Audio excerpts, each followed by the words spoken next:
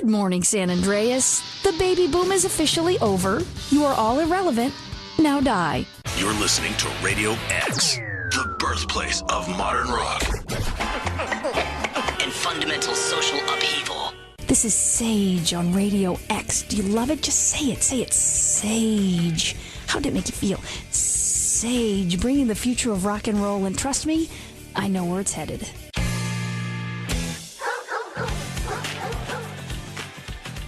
Hey, it's DJ Sage from Radio X. You know me. You're listening to Dave from Apartment 303.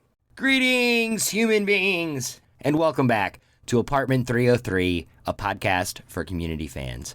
My name is Dave, and on today's special bonus episode, we are going to be doing something not just incredibly fun, but also completely different from any of our previous episodes. Joining us now in Apartment 303 is Jodie Shawback, the voice of DJ Sage from Radio X and Grand Theft Auto San Andreas. Jodie, thank you so much for taking the time to join us today. Welcome to the show. Hey! We're doing something a little bit different, kind of going to do a deep dive on something that is clearly not directly community related, but as this conversation goes on, I think some connections are definitely going to show themselves here. But I do want to start you off with a question. And this is something we normally ask, most people who come on, and that is, as far as the main characters in the show, is there one particular character that you identify most closely with or that you see a lot of yourself in? Yeah. So if I was speaking as Britta, if I was speaking as DJ Sage, I would say Britta. Awesome Freudian. Absolutely. On the nose. Very, very accurate. But if I'm speaking as myself, I would be more of a Shirley. I really like to take care of people. I really want people to feel good. And yeah, Shirley is very much who my daily life is. I want everybody to feel good and know that they are smart and pretty and strong and all those things that, your mom should have told you. But yeah, I think Britta and Shirley. That is definitely a unique answer on the Shirley front. I think you're the first person that I've been in an interview with who has answered Shirley. Really? Well, but she really just wants everybody to get along and everybody to be okay with who they are. And even if it's not necessarily something she agrees with or believes in, I think she just really wants everybody to be okay with themselves. Am I off there? Isn't that Shirley? No, not at all. You're hitting this on the head. Like I said, it's a great answer, and really probably the reason that we haven't heard that answer a lot is because a lot of our guests have been in the younger range in terms of relating to the characters and the actors in the show. So we haven't had a Pierce yet either, although age might not be the only thing standing between people claiming that and not. I can talk about that as well. That is very, very exciting. Have you ever had any personal experience with him? No, I don't like Chevy Chase. That's just me. I don't like Chevy Chase. I feel like, because I was, a little kid using toothpicks to keep my eyes open so I could watch Saturday Night Live. I still watch Saturday Night Live, so that's just a constant in my life. But I feel like Chevy Chase thinks he's a lot funnier than he is. Not the character Pierce, because that's a script and someone wrote that, but I don't like Chevy Chase. I don't know what it is. I maybe was a Bill Murray or a John Belushi fan, and I just think that the vacation movies and Fletch, it just isn't my jam. So an actor can ruin a show for me. Not that Chevy Chase ruined Community for me, but I just don't like Chevy Chase. So any Pierce-heavy storyline was not one of my favorites. Yeah, I think that's actually probably a much more common response, but I would say that overwhelmingly, while he has his moments, he's not as cherished as the other main characters in the show for a lot of reasons, many of which have to do with off-screen stuff. Yeah, and I don't know if that was stunt casting, but yeah, Chevy Chase is not for me. Okay, so what is for you when it comes to Community? Do you have a favorite episode or favorite moment, something that always kind of sticks out to you? Yeah, so the Troy-Abed relationship is just the heart-warmiest of all. Heart-warmiest. I love it. The two of them, I feel like when you find your person, they compliment you, they help you through the things that you have trouble with. I'm married to someone who has social anxiety. I am a chatty Cathy. I've never met a stranger. I can talk to someone about anything at any time. So he doesn't have to feel as like awkward and weird when we're out. And he feels positively towards that. He can't make a phone call without like psyching himself up. I can That talk on the sounds phone so all much. day. You could be talking about Troy and Abed right now. Right. Yeah, and I think that maybe when you're in your early 20s, which a lot of the characters in Community are in their early 20s still trying to search, figure out who they are, but in addition to that, where they fit with other people and finding the people that complement you or complement your strengths and weaknesses is kind of what being in your 20s is about. I feel being far enough away from it, I really think that I was unaware of that at the time, but now I see it as, you kind of like, why didn't that friendship last, or why did we break up as friends, or not so much intimate, partnered kind of stuff, but like just friendships and what draws you to some people. I know Jeff is everybody's favorite, but like all these other characters really work together to make this ensemble cast. Like I love characters that are just flawed, but they work through those flaws. Okay, so most people who are listening to this probably already know that Grand Theft Auto San Andreas specifically came out in 2004. It's something that, you always come back to. And even now in my adult years, I don't have a lot of time to be actively engaged in video games. But I make a habit of booting up Grand Theft Auto, getting in a car, and I'll just sit and listen to the radio. I'll just sit and listen to the fake radio because it does kind of remind me of those days. I'm old enough to where I did grow up listening to the radio, even though that's not really a thing anymore in my life. Right. To kick off the conversation into all of this, how did you get this role? How did you get cast as DJ Sage? So there was a format switch at WLIR in Long Island. I was working in San Diego at 91X, which was the alternative station in San Diego. And the cool thing about that at the time was radio stations just started leaving like that CHR, contemporary hit radio, when Billboard charts had everything from rap and contemporary hits. It wasn't just pop. It was like all the genres were together on the charts. It's like everything just all mixed in together. Right. So in LA, K-Rock was started. 91X was started based on a personal record collection from the program director in LA at K-Rock. So I was working at 91X and saw that they were going to start a new radio station called the Underground Network. And radio has changed so much in my lifetime, and now it barely exists, but it was what I would say was the first sort of syndication. It used to be that you could only own one AM, one FM, and one TV station in every market. No one could own more than that. Okay. To not monopolize the market, have one point of view, one perspective. And then in the 90s, I think Bill Clinton deregulated radio. And so that's when the Clear Channels, the multimedia groups, iHeartRadio, all of that was able to happen. So there are now groups of radio stations, and every group owns a country station and a top 40 station and an oldies station and a news station. So you've got one owner owning all the radio stations and usually a TV station in each market. So we were starting a thing called the Underground Network, which was going to be early. It was early syndication. So it felt kind of cool that we were on the ground floor of making alternative music available in other markets where they couldn't dedicate an entire station to alternative if maybe there wasn't enough listeners. So it was me, it was Lazlo, Cousin Ed was there, but it was Lazlo at the station, and he did this thing called the Technophile. But he was Lazlo in real life, is what you're saying, for sure. He's Lazlo in real life. And I had the biggest crush on him. And he was the first vegan I ever met, and he had a dog, and he like his whole motivation in life was every day he was going to get into the ocean. And I'm like, man, that's a good goal to have. That's achievable. Every day you just go to the beach and make sure you get in the ocean. That was one of the things that I was like, who makes that as a goal? It's a great goal. But we were there and we would do funny spots. The helmet shine spot in the first game, I did.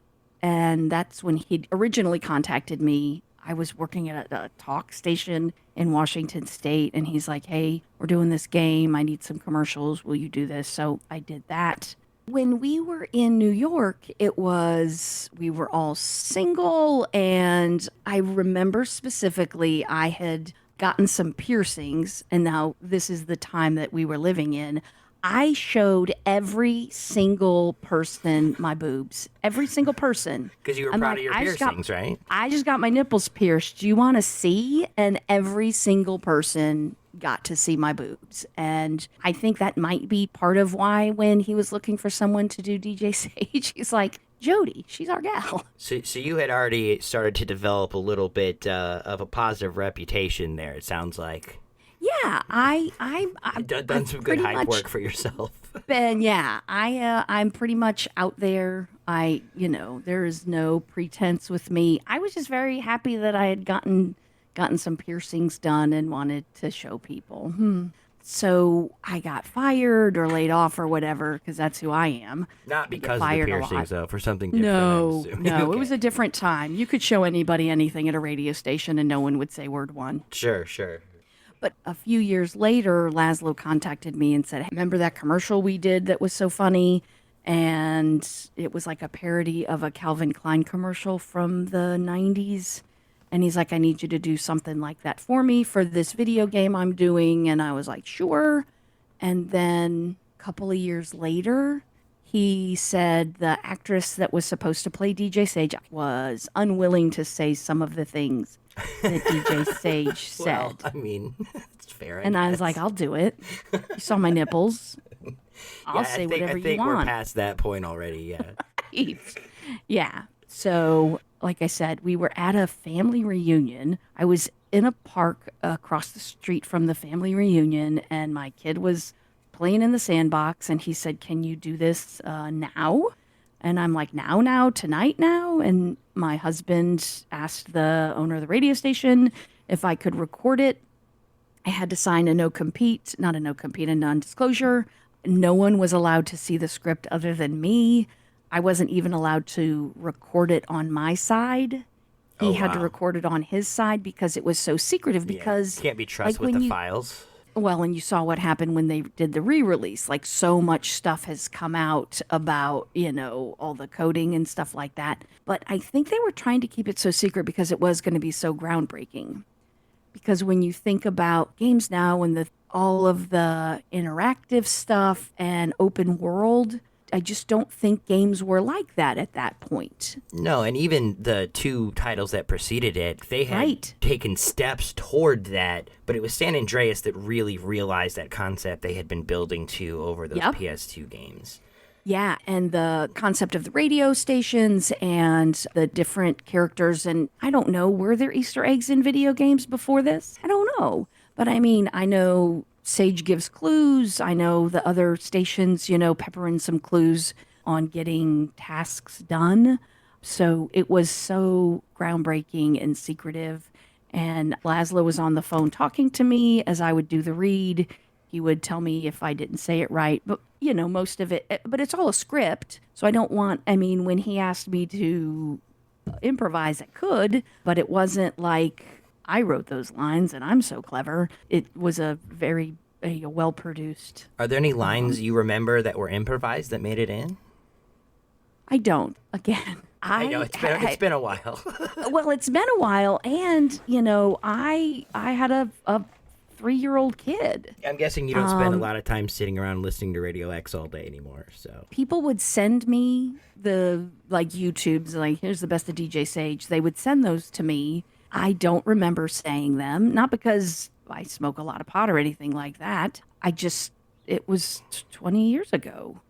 I don't remember everything I said 20 years ago. So I have nephews that were like, "Oh, I was playing the game, and Aunt Jody, you said you had crabs," and I'm like, "Well, that's great. Your aunt says she has crabs." Look, Delightful. 1992 is a different time, kids. Right. Let's not Right. get Well, all no. judgy about things. Right. And when I played it, because I am, a very different person than I was then, and the video game uses words I won't use, and it was a bit of a moral struggle for me. Like I was going to play it, and they say words that I would never allow on a feed of mine, and the people that were there watching it, it was just more of a goof for them because I play these games online with people and they have no idea that I'm DJ Sage. They have no idea, and we're I don't know an hour into this stream, and no one realizes that the person on the radio is the same person talking on the Oh my God. the Twitch feed. It was so funny. I'm like, is it not? Because I hear it and it's exactly me, but I was unsure what you were going to sound like when you joined the interview today. Like, I've been listening to you as DJ Sage for 15 years, and I've never heard you speak outside of that until today. And you popped in, and it took 2 words, and I'm like, oh my God, it's fucking Sage. Oh, This yeah. is unbelievable. You sound exactly. yeah, I didn't. Yeah, to I quit this day. smoking. Yeah. I quit smoking. Had I kept smoking, it would have sounded very different. I mean, I'm irreverent and I say things to get a rise out of people. So, like, when people contact me, Twitter, and they're like, "Oh, DJ Sage," I'm like so excited because it makes me happy that something I did affects people and they want to tell me about it. Even though, like, I didn't create it, but, like, that's my voice and it makes you happy. That makes me happy. No, but you ended up being an important part of it and one of the most long-lasting and memorable parts of it. I love the way you phrase it. It's so humble on your Twitter bio. And I did that thing on that video game that one time. Well, because people would be like, "Hey, I don't know if you know about DJs." Because, like, I used to post pictures of my kid and, It's a very fine line on wholesome. the internet. Right. But this is like, if you know, then you know. It's not Right. just a bunch of random people who happened and say, oh, I recognize, that. Let me insert myself in things I don't need to. Yeah. And I'm cool about it. And I don't want to be an influencer and I don't want to be a Twitch partner. I just want to play video games and listen to music and do my job and have fun. And if somebody is interested in talking about this, I am so excited to talk about it. But I'm also not going to be like, "Did you know I did the voice of DJ Sage?" Like, "Hey, pay attention to me," because that's just not who I am. I would much rather like have other people be like, "Hey, I love it when people send me emails or contact me and they're like, listen, you help shape my musical taste." And that to me gives me chills. And it's like, that's so awesome because music to me is one of the greatest things of all time. Absolutely. And I definitely fall into that category. Like I said, I'm technically a millennial on the old end of it. I grew up with the local radio station in Chicago, Q101, back in the time. Nice. So Q101 and Grand Theft Auto fake radio stations pretty much defined my musical taste when I was coming of the age where it wasn't just the stuff that my family had been listening to incidentally while I was growing up, right? But as a result of that, my musical wheelhouse really tended to kind of be more of like the mid to late 90s. So the music I liked obviously predated that, and I think part of the reason that San Andreas for me sticks out so much is because, like, it really is a time capsule to 1992. And you can go to any of the stations and you can feel that. So that really helped me educate myself on kind of the end of Gen X that I just missed. But like, I think there's some study about how like what you learn and what you like in your late teens like stick with you forever. Absolutely. I can listen to bands that I listened to in high school still to this day. I get excited about these guys who look like grandpas putting out punk rock music. It just makes me happy because that is what I like. You get me a band that has a high voice lead singer and a varied tempo, and if it's funny or clever or punches up and, tries to tear down like patriarchy or whatever, like that is, I'm all about it. So I'm always kind of looking for that. And Spotify or Tidal or whatever their streaming services, they try to introduce me to other stuff and it's cool and I'll listen and I'll be like, oh, okay, I like that song. But yeah, I have a tendency to go back to the stuff I listened to in high school. Yeah, I think since that time period for me, there's definitely been a lot more that I've added to my listening rotation that came out before than has come out since. I was very much a grunge alternative kid, but like, I don't think I've ever turned off Third Eye Blind. Anything that brings you back to that window is like automatically a win in my brain. Yeah. But you think Radio X only has about 12 songs? And less now, that's for sure. Yeah. I don't know all the details about the re-release. It's down to 13. Wow. So you mentioned the re-release. Let's just get into that real briefly here. Most people probably know within the last, it's only been 2 weeks even, right. Rockstar released what they're calling the definitive edition re-release of all 3 games. Good. See, you know what's up. Hey, you maybe shouldn't have called it that. You maybe should have been like, hey, we're just doing our best here. That was some good stepping on a shovel work, whoever named it that. Right. So aside from a lot of other graphical glitches, which I don't really need to get in with you, there's an issue where apparently the licensing on some of this music has run out. So both Hellraiser by Ozzy and Killing in the Name have been removed from Radio X. And I'm not sure. I haven't played it. I haven't bought it because it sounds like right now spending even money if you on this did. game is not. I mean, obviously you're not here to promote this. We're just talking honestly. But even if you did buy it, you wouldn't be able to play it. So until they get all the patches. But I wonder how they fixes cut it with Killing in the Name, because you have a line that leads straight into the song. Like, you're talking over the intro, right? Right. So I'm going to have to see if I can get some help from the internet to figure out exactly how they cut that. But still, I mean, they're all great. Yeah. And I had forgotten. And I just think that, like you said, it's such a specific time with music. And all the stations have such specific music. And that was one of the things that I thought when they were talking about the issues with the music licensing. Like, that is one of the defining, I think that was maybe the first game that ever did that, where you could change the station and listen to the music you liked. And yeah, that was definitely a Grand Theft Auto franchise innovation. And then how are they going to take some of those songs out? But who knows? At first, is my thing. The first couple reports I heard, it sounded like they completely removed all of the music, and I was like, "That's not even that is an unplayable game." But Right. apparently, it was just some. And something else you hit on earlier, yeah, one of the back-end issues they've been having is they didn't actually remove those songs they no longer own. They just put a script in the code to make them not play, so people can still access them if they're so motivated or knowledgeable, which I think is part of the reason it got taken down. But hopefully they get that resolved, because the music hasn't changed. But you mentioned Been Caught Stealing. That was one of the ones that I learned from the game. That was one that wasn't played on the radio a lot when I was first learning rock music. But nowadays, and this is crazy, out of this whole list from Radio X, that song is played on the local radio where I live all of the time. Now, granted, we have 4 rock stations here, and Jane's Addiction now can technically be played on our classic rock stations. Terrible. They're 4. Makes you feel old. I mean, the first time I heard Nirvana on classic rock, I had to pull over. Gotta. That might have been. I might have aged 10 years in that moment alone. The first time. Now it's like my favorite thing. Anytime I hear early or mid 90s, stuff on class, I get really happy. But man, the first time was rough. But Been Caught Stealing is always on. I can leave my house, go to a 30-minute drive. I guarantee I'm going to hear it on one of those stations. It's one of the things I don't like about radio. They have such tight playlists.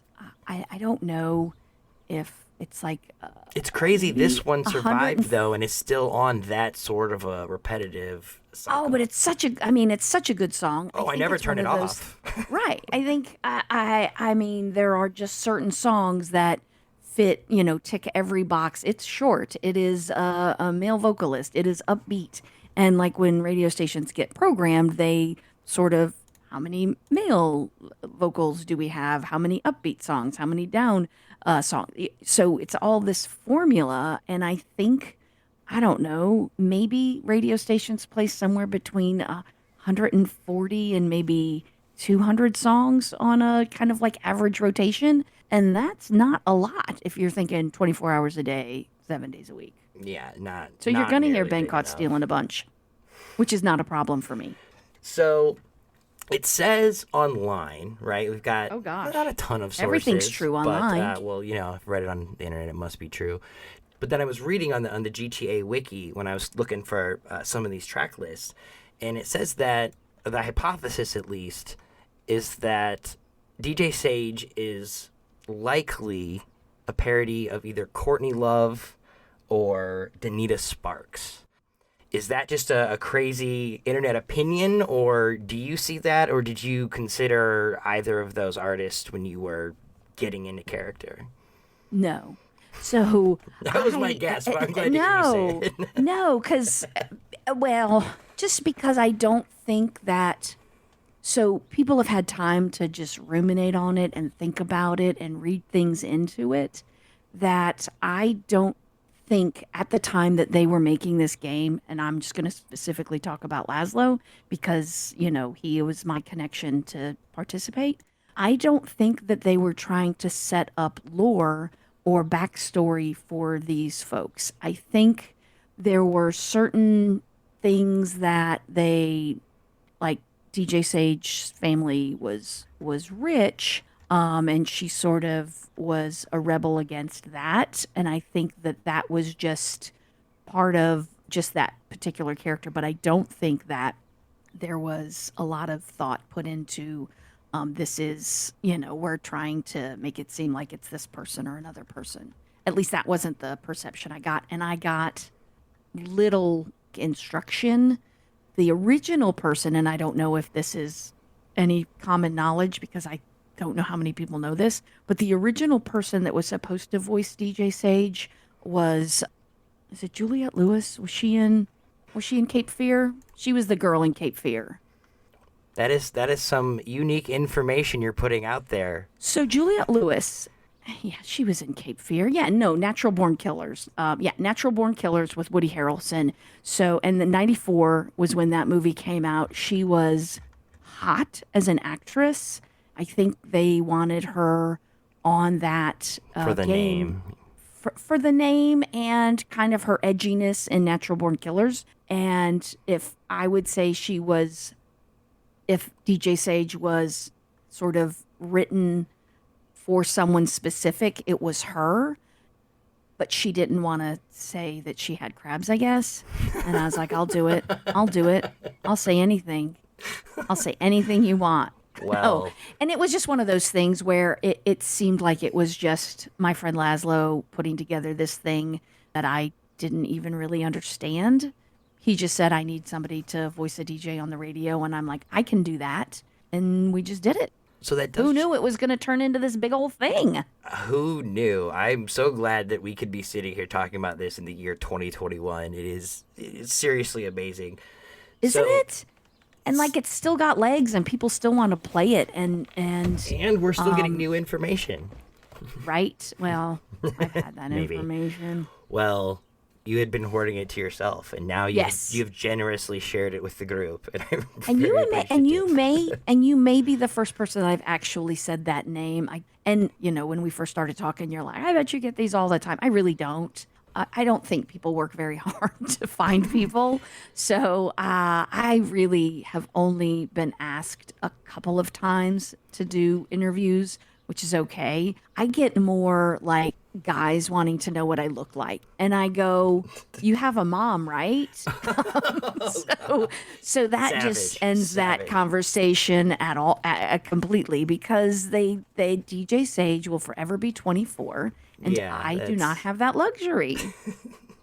This damn aging keeps creeping up on me. I think it took me about an hour to find you on the internet, and then about 6 months to get up the courage to ask you for an interview. Oh, So now I wasn't that's- searching that whole time. And certainly after having had the chance to speak with you, I now realize how ridiculous that was in retrospect. But, hindsight's 2020, Yeah. right? But you like people think, oh, you must have made all this money and you must be this voice actor. And I'm like, not really. The only games that I've done or voice acting that I've done have been for friends. I think that Penn and Teller video game that never saw the light of day. I did voices on that, not the bus one, but the other games that were on that. But it didn't see the light of day. So that, and I think I read a textbook for some other friend that needed a female to read a textbook. So I did that. But I just live my life and do my thing. I really do have a very boring life. So this is excitement for me. So you came to this as basically as a real DJ, not as an actress. Oh yeah. No, I started being in radio and this is going to sound. See, when I say things that I said when I was younger, I'm like, "Oh, Jodie." But I didn't think I was pretty enough to be on TV, and I loved music so much, and I knew I wasn't talented enough to learn an instrument, and I just wanted to be near music and entertainment. So I started working in radio, and I got my first job when I was 17, and I worked at a country station that was syndicated, and I just read the legal ID every hour from midnight to 6 a.m. when they required. Like, that's how badly I wanted to be in the industry of radio as it existed then. That's it doesn't awesome, exist. though. Yeah. That's really clawing your way in. And then I worked at an AM oldies station. So if you can imagine music sounding as crappy and as tinny as imaginable. Yeah, I My played ears are hurting oldies. just hearing about this. And then after STU, I got a job in Miami, Ohio, which is nothing like Miami. No, it is not. I have been there. Yeah, the University of Miami. My co-host for the show actually graduated from Miami of Ohio. So okay, so when you talk to them, say that I talked to you about Looney Tunes, which was the only record store in town, and I worked at 97X, which was the alternative station in town, which Rain Man, when Rain Man is in the movie. Do you know the movie Rain Man, or am I aging myself? No, I have seen it, but it has been quite some time. So they're in the radio, and Tom Cruise has the radio on, and Rain Man keeps saying the station IDs, like, oh, okay, yeah. 97X. So that was the radio station that they chose to use, just their liner. So I worked there, and then from there, I think we had a war in 91. And I went back to live near my family because a war made me scared. And then got back in and started working at 91X and went to Washington State. I move around a lot. Like I'm on the run from the law. Or you're just well-traveled, Yeah, but I loved radio. I loved being around music. Just a personal note, radio is a real dick. And when I've been fired so much, I got fired on maternity leave. What? It wasn't even on the air and I got fired. I have been fired from more radio jobs than I care to even note. The last time I got fired, and this is very DJ Sage, it was in the winter. Listen, this is the funniest. And I knew it, and I say I get fired. They did a format change. We knew it was coming. They asked us to come into the office. We were doing a talk show on a progressive talk station in Madison, Wisconsin. And Lee Rayburn and myself were called into the office, and I just brought all my shit because I knew I was getting fired.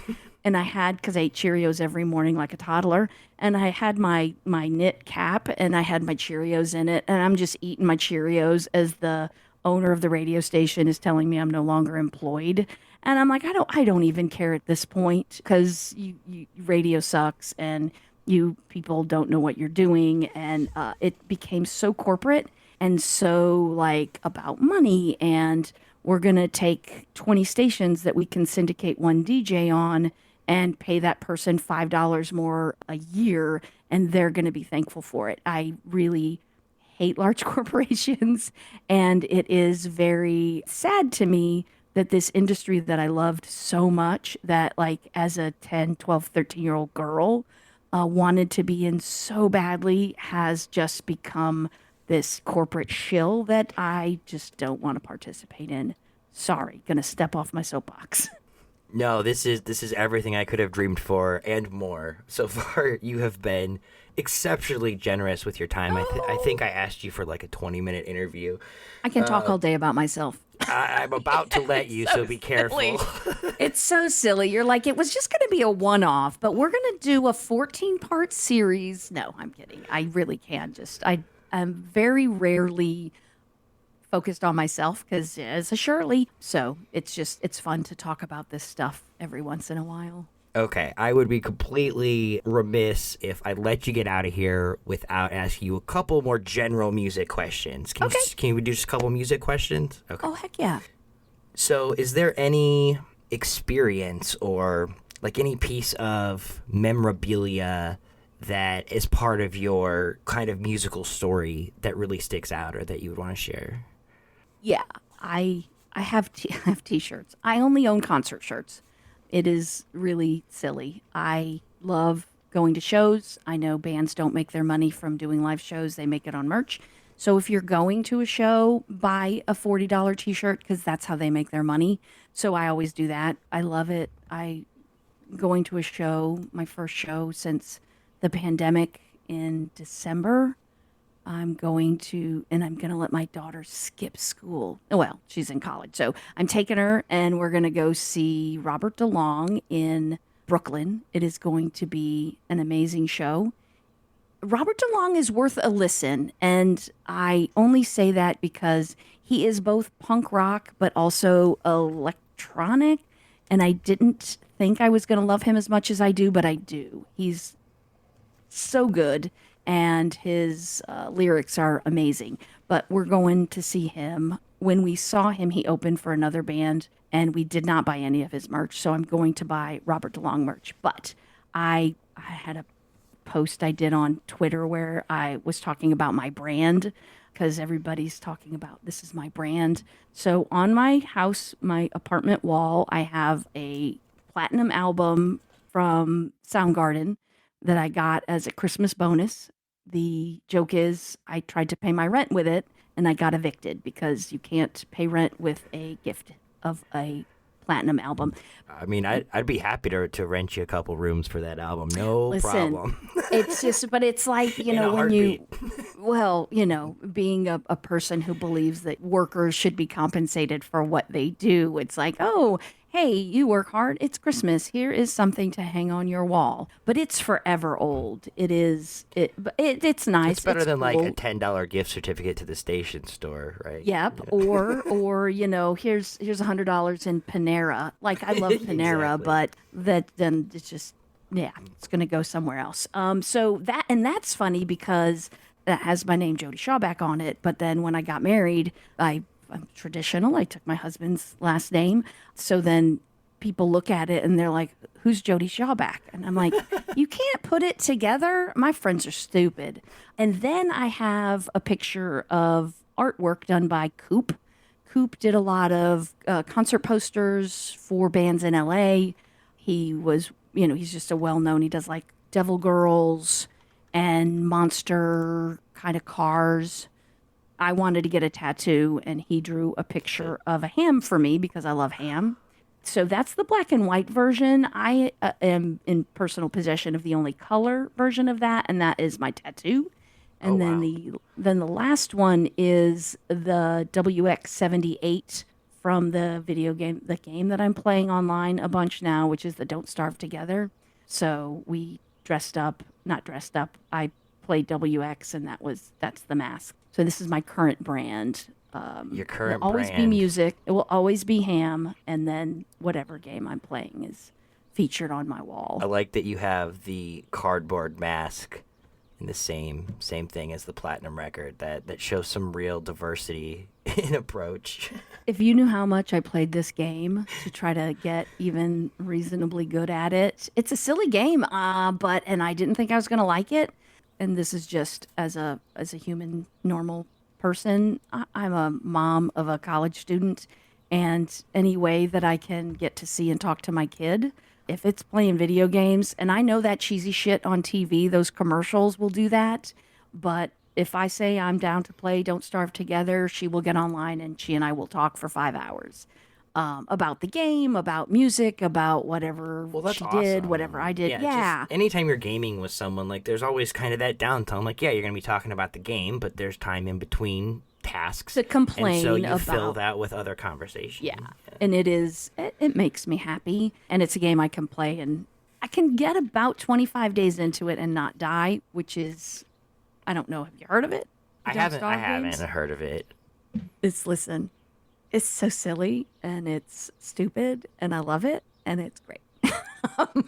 But it is very addictive. That's really all that matters when it comes to a game or any form of entertainment, honestly, that you're investing your free time into. But like I tried to play like Astroneer or other like 3D worlds. I have a very hard time, even in Grand Theft Auto, like keeping that XY axis straight. I would be looking up CJ's crotch more than I wanted to in playing the game. So that 3D aspect of some games is difficult for my old brain. So I'm like 2D. Yeah. I'm still proudly rocking my PlayStation 3 here in the studio. Nice. It's got all of the PS1, PS2, PS3 games I always grew up playing. And so, like I said, when I do boot it up, it's usually to listen to the radio at Grand Theft Auto or, boot up Final Fantasy VII, something from that same era. Listen to some of that, good soundtrack music. Yeah. I think games are at their best when they bring people together. And I think you just did a good job of underscoring that by sharing your experience with your daughter at college. Yeah, and she has, she's made friends and talked to people and experienced people in a different way than one could if you're just going out to a club, where you are sort of engaged in conversation and having to talk and ask people, how is your day and what are you doing and are you okay? Even if it's just in the gaming aspect of it, it really has made things easier, especially last year when everything was locked down and nothing was going on campus. She was an only child, and then she went from being an only child in quarantine to being in New York in quarantine alone, and it was a mental health shock for at her a new because- college without knowing anyone, or that's I think Well, and we'd all and struggle only with it. yeah, there were only like 1,000 people on campus, and everything was online, and I don't know if like 5 years ago everybody's like too much screen time, and then like last year was only screen time, so fuck you, we're doing screen time. All that screen time we avoided, we banked it up, and now we're emptying out our savings account. Right. Yeah. The world is just whatever you want to do, just do it. If it don't hurt yourself, don't hurt anybody else. And if that's how you want to interact with people, interact with them that way. I get irritated when they're like, well, all she does is play video games. Yeah. So who cares? That's a backwards way to think about it, though, because those people are assuming that what she is doing is choosing to not go out and engage with people in real life and instead replacing that with video games, when it sounds like people who are in her situation are really using that as a stepping stone. They're not doing that in place of going out. They're doing that in place of not engaging with people at all, right? Right. Because that was the choice last year. So, like, that's actually a was no huge other step choice. forward in their social effort, not a step back. Right. But, it's those people that are like, oh, I'm going to binge watch TV for 14 hours. Well, how is that any different?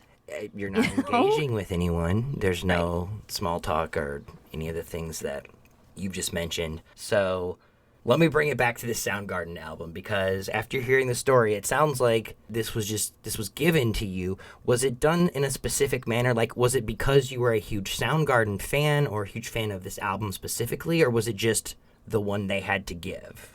Yeah, I think it's the last one. Okay. I think it's like if a radio, it's all a business. Everything is a business. So 91X played Soundgarden, it was on it early, and probably gave it more spins than other stations. So they got, of the 10 platinum albums that they were giving out, they got 4. I was one of 4 people that got it. Usually a program director would get it. I think maybe my program director thought I was going to be a bigger deal in radio than am or was. So it was a so forward-thinking move, perhaps. Probably. I was maybe 22 or 24 when I got it. Like, I don't even remember. It wasn't like there were pictures taken and sent to a magazine. It was just like, hey, here's your Christmas bonus. And it's a platinum album. I know it's not I'd your like goal. to say it got me laid or something. I mean, Couldn't even pay your rent, from what I've heard. Listen, it's not a lot of stuff pays well, but definitely radio doesn't pay very well unless you're on the morning show, and then maybe. Well, and that's a whole different beast. Yeah, especially if you're female, because you're just a support member of the cast and you're just supposed to laugh at the jokes that the fellas tell, or fake. You're supposed to fake anger when they say something that is contrary to your opinion. The unnecessary, controversial debate format of everything. Hey, and why don't you call grated in? on me. Yeah, why don't you call in and tell me what you think? And it's like, you just said that to make people call and say you're stupid. So, I have a lot of issues with radio. That was one of my favorite things about the style of DJ Sage was the callers who called in were always very antagonistic toward her, and she dismissed them thoroughly, but never loudly. You know, it's not like she was screaming at them or anything. She was just very casually like, oh, well, yeah, well, fuck you, I don't care, or whatever it might be. Well, somebody had sent like a message, and they're like, "Hey, DJ Sage, can I request a song?" And then I put, "Yeah, you can request a song. Doesn't mean I'm going to play it." And then I put Sage, and they just sent back a little thing of somebody screaming, You like, probably "You did the DJ made their Sage thing to day. me." Yeah, Right. probably made their day. And sometimes it's like that, and sometimes it's just real genuine. And I've had people from other countries say that they have learned a little bit of English by trying to translate what DJ Sage says, and just it's such a That's amazing. not a humbling thing, because I don't think I'm using that word right, but it very much is. The people who are fans of Radio X are like the best. And, I'm guessing similarly, to bring it back to the podcast, that people who love Community don't just love it because it's a funny, good show. They love it because of the writing. They love it because of the messaging. They love it because of these flawed characters are trying to be better people, and sometimes it just falls short. And But that's real life, and everyone can relate to that in some degree. Like, absolutely. I mean, Not eventually. everybody. Right. And I think it's the people who everything on Instagram is so perfect, and here's my perfect life. And I'm like, yeah, I don't have a perfect life. I'm messy and complicated. Even as stable and organized as I am, I still am this kind of broken, flawed person. And I think sometimes that's what makes people most endearing, because you're lucky enough to be able to see them who they are. I would much rather spend time with people who have any degree of self-awareness than people who don't think they're flawed at all. Yeah. Like that's... Yeah. Yes. Agreed. And it works. It works 100%. with Jeff because his outward-facing persona is very much that. Like, he thinks he is God's gift to everyone he's ever come in contact with. But you see throughout the show how through his relationship with those other characters, he starts to recognize his flaws and does experience some growth. Maybe not enough, but Not enough, but you're on the journey that counts for something. That counts for a lot. yeah. So, okay, before I let you get out of here, I know that you are not here to hawk a podcast or to tell anyone to buy the definitive edition. In fact, It sounds like you would be counseling us to all reserve spending money on that anyway. Well, just for now. Just for now. Just wait and It's like see. going to a restaurant the first week it's open. It could get better. The long line, the wait time, and just give it a month, and they'll work out all the kinks. But just don't worry about it right this second. But was there something that you wanted to plug while you were here? I always have people on. Usually they're plugging a podcast or some kind of creative project. But is there a cause or a charity or anything that comes to mind? I would just like to say that Planned Parenthood is a huge, huge passion of mine. They do gender hormone therapy. They counsel women for everything from STIs, well, men as well, STIs. And I know when people think Planned Parenthood, they think one thing, but Planned Parenthood really treats everyone for any sort of reproductive situation. Somebody asked me one time what they thought DJ Sage would have done in her life after being DJ Sage. And the two things that I've come up with is either she sold out because she realized money is what matters most in the world, or she would work at Planned Parenthood. So that's why I always talk about Planned Parenthood, because it really is a place where they provide care no matter what, and whatever situation you're in. If you need just reproductive care, they are there for you. Gender-affirming hormone therapy is becoming more accessible to folks. We had the Trans Day of Remembrance just a little bit ago, and it's a good option. And they are even starting to help with some sort of general mental health care as well. I think everyone could need some general mental health care right now, Yes. whatever your gender or level of current sexual activity. Yeah, might yeah. be. But no, thank you for sharing that. I will make sure that I get some of those links, and I'll actually put them here in the show notes, so that's really easy for everyone to follow up if Cool. they would like also to check are that out. They're very informative about laws. Planned Parenthood Votes is a really good source. And it's hard to keep up these days because they're not the same in every area, and they're constantly changing. So, And they try to slip laws through to prevent reproductive freedom in times of other, like, if something big is going on and we're focusing on one thing, just you should try to do some research because they're hiding something. So, like, these laws get passed without people even knowing that they needed to vote or that it's even happening. So, Planned Parenthood Votes is also another good if you're looking to follow just about the legislative stuff, because these clinics can stay open and provide services. But if the Supreme Court decides to shut everybody down for 3% of what those clinics do, then people won't be able to get tested for STIs. Hey, they always have free condoms too, and condoms are very expensive. So I just always mention that. Free condoms. Walk into a Planned Parenthood, say, can I have a couple condoms? You can get some. They're for everybody, condoms. I think I have learned more in this discussion with you than during any other podcast interview I've done. I think yay. we have hit all of the greatest hits here. We started with nipple Yay. piercings. We're ending with reproductive rights. Yes. We managed to get the music and the community and the games in there. Yep. I know it's talking to someone for an hour does not let you know who they are, but I feel like I've been talking to DJ Sage with the side of Shirley. This There you is so go. much more awesome than even I could have imagined or hoped for. Yeah. Well, and that's why it's like, DJ Sage is like the music, just a snapshot of that time. And you would hope that DJ Sage would have turned out to be someone more like Shirley than. Exactly. Yeah, Shirley's a Talking good to character. You're giving me all of the cool vibes, all the things I like about the character. The chillness, the standing up for women's rights, the not taking shit from anyone. Right. Being willing to do things that other people might turn their nose up at. But when it comes to DJ Sage's weakness is, she's very self-centered. She doesn't care about other people. She's a self-important nihilist, specifically. And so I think replacing that with Shirley, who's clearly the opposite of all of those things, was a combination I had not considered before today. So it was really fun to see it on full display. Awesome. Well, I have enjoyed this, and you call me anytime. I'm serious, anytime.